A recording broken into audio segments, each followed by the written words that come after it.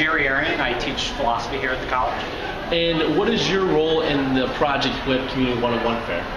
Well, I teach an introduction critical thinking class here for all of our first year students. Take an intro critical thinking seminar, their first semester here. And I taught 2 sections of critical thinking this semester, and so I've got two groups of students down there presenting their work from this past semester in the Community 101 Fair. What were their projects on? What were their presentations? What were they critical thinking? They were thinking critically this semester about the local media environment, and in particular the way that local broadcast media, local internet media, local even face-to-face debates and conversations that were taking place during the political campaign last month. What they were doing is they were trying to investigate how the media that carry those conversations shape the conversations themselves. So a debate on television is different perhaps from a debate that might have taken place during the 19th century in a face-to-face Lincoln Douglas style format. A debate that takes place in social media outlets is going to be different still from even a televised debate today. So that this is the kind of thing that they're looking at. They're looking at the local media environment and attempting to determine how the media forms there shape the content of the debate. Did you give them a specific question? Like, do you have to look at television, for instance? Like, did you give them a critical thinking question on television, or was it they could look at all social media and any type of media related question?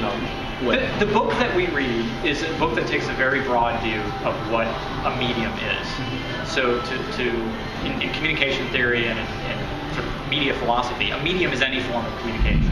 So television certainly is a medium, but so is speech, so is photography, so is radio, so is film, so is pick your favorite social media. All right, social media and other forms of internet communication are forms of media in that sense.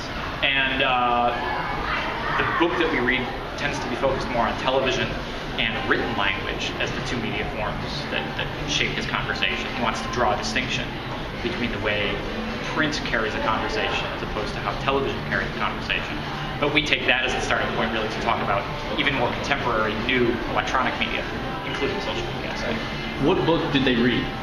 This is a book by a media theorist by the name of Neil Postman. The book is called Amusing Ourselves to Death, Public Discourse in the Age of Show Business. And did you get a good reaction from the students? Did the students like reading the book, or was there a lot of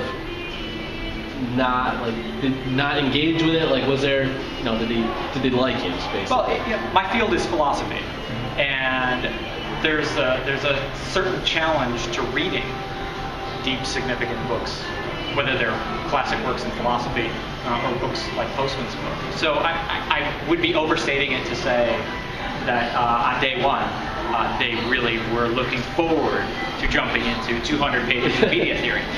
But I do think the proof that you get of how it goes really comes at events like this one, where for a couple of hours, they're able to talk to people who haven't read the book and teach them something. This is what they're up to down there. They're teaching the people who approach their tabletop presentations something of what they've learned this semester by pulling together